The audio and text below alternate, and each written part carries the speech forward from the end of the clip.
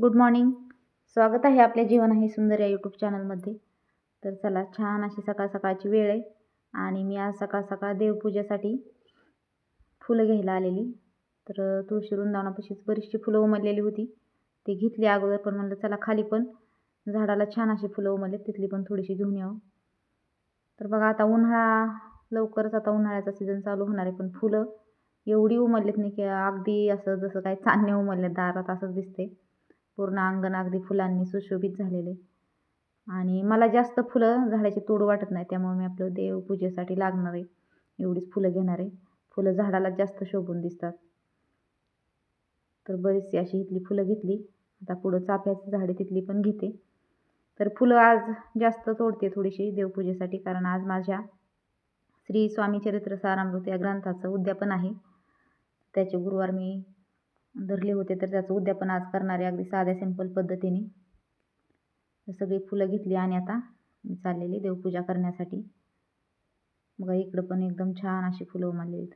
गजऱ्यासाठी पण एकदम छान आहेत फुलं, पण तोडण्यापेक्षा अंगणातच छान वाटतात. तर चला देवपूजा करून घेऊया. सगळ्यात अगोदर स्वामींना दह्या दुधाने अभ्यंग स्नान घालून घेतलं, किंवा त्यांचा अभिषेक केला असं म्हणलं तरी चालेल. नंतर पाण्याने परत त्यांना एकदा अभिषेक करून घेतला. चोळून मस्त असं सगळं कपाळाचा गंध वगैरे व्यवस्थित चोळून काढला, तर मूर्ती खराब पण दिसत नाही, आपली डाग राहत नाहीत मूर्तीला. तर मस्त असं स्नान घालून एका कोरड्या कापडाने व्यवस्थित रोजच्या रोज मूर्तीला मी पुसत असते, त्यामुळे मूर्ती अशी आपली एकदम चकाचक राहते. तर पुसून आता अगोदरच अक्षदांचं स्वास्तिक काढून सुपारी मांडून कलश मांडून घेतला होता मी. तर तिथं स्वामींची मूर्ती विराजमान केली. आता स्वामींना हार, गंध,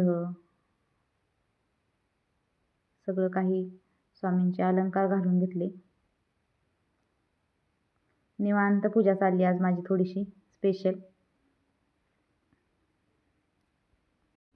पूजेचा विशेष असा काही नियमही नसतो माझा, कारण आपल्याला जशी आवडेल, आपल्या मनाला जसं व्यवस्थित वाटेल तशी पूजा आपण करून घ्यायची असते. ईश्वराला काय, फक्त भोळा भाव मनातला देव पाहत असतो. आपण कुठल्या पद्धतीने पूजा करतोय किंवा काही चुका झाल्या तरी पण आपण त्यांचं ईश्वराचं लेकरू आहोत आणि ते आपल्या आई समान असतात, त्यामुळं आपल्याला ते सांभाळून घेणारच. त्यामुळं जशी जमेल तशी प्रत्येकाने आपल्या आराध्य दैवताची पूजा केली पाहिजे. चला, मस्त अशी फुलं वाहून घेते आता, भरपूर आणलेली. फुलांमुळं छान एकदम शोभा येते पूजेला, पण प्रसन्न वाटतं. इकडे बघा, स्वामी समर्थांच्या फोटोच्या साईडला एक मी मोर ठेवलेला आहे. तर आर्टिफिशियल मोर आहे तो, म्हणजे मोरपंख बहुतेक खरा असावा त्यातला, पण त्यामुळं पण एकदम छान वाटते. सगळं स्वामींना प्रसाद वाहून घेतला. अगरबत्ती, धूपदीप, एकदम सुगंध दरवळायला लागला की एकदम मन प्रसन्न होऊन जातं पूजा करताना.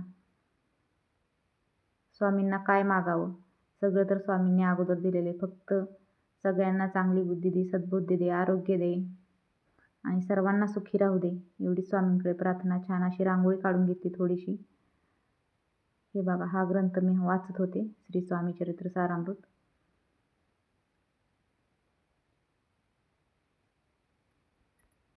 छान अशी सगळी पूजा करून माझी सगळी माणसं सुरक्षित राहू देत आणि सर्वांवरती तुमचा आशीर्वाद राहू द्या स्वामी, अशी मी स्वामींना प्रार्थना केली. नंतर स्वामींची आरती केली. जय देव जय देव जय श्री स्वामी श्री समर्थ.